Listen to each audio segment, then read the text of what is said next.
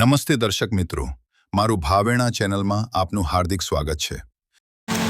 સુરતના ઇકોસેલ ક્રાઇમની મોટી કાર્યવાહી।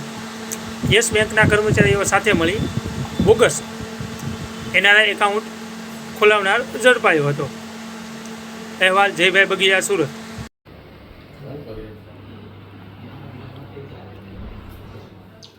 સુરત શહેર અનેક ક્ષેત્રોમાં ખૂબ જ ઝડપથી પ્રગતિ કરી રહ્યું છે અને એ ક્ષેત્રો પૈકી એક છે રિયલ એસ્ટેટ, કે જેમાં ખૂબ જ ઝડપથી સમગ્ર શહેરમાં કન્સ્ટ્રક્શન અને જમીન લે વેચનો વ્યવસાય પણ ખૂબ જ ઝડપથી પ્રગતિ કરી રહ્યો છે।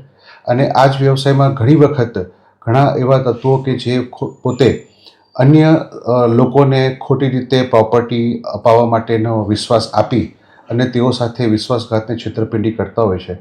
એવા જ એક બનાવમાં ફરિયાદી શ્રી પિયુષભાઈ સાથે રવિ કોલડિયા નામના આરોપીએ તેમને જમીન અપાવી દેશે એવો વિશ્વાસ આપી અને આ જે જમીન હતી એ ફોરેનમાં વસવાટ કરતા લોકોની હતી અને તેમની સાથે વિશ્વાસ અપાવી ફરિયાદી પાસેથી 4 કરોડના ચેક લઈ લીધા અને જે મુખ્ય મૂળ માલિક હતા તેમના નામના ખોટા યસ બેંકમાં અંકલેશ્વર ખાતે ખાતા ખોલાવી અને એ ખાતામાં ફરિયાદી દ્વારા આપવામાં આવેલા ચેક જમા કરાવી અને પૈસા પોતે પોતાના અંગત ઉપયોગમાં લઈ લીધેલા, જે અનુસંધાને ગુનો દાખલ કરેલ। હાલમાં બેંકના કર્મચારીઓની પણ ધરપકડ કરેલ છે અને આરોપી રવિ કોલડિયા અને બેંકના કર્મચારીઓ વચ્ચે જે વ્યક્તિએ પોતે ગુનેગાર તરીકેની ભૂમિકા ભજવેલી છે એવા જ એક આરોપી અસમત ખાનની પણ ધરપકડ કરવામાં આવેલ છે।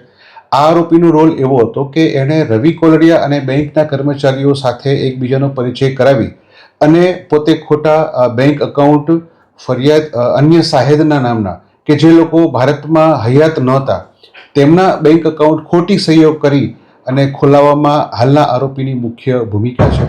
એની ધરપકડ કરવામાં આવેલ છે અને તપાસ ચાલુ છે।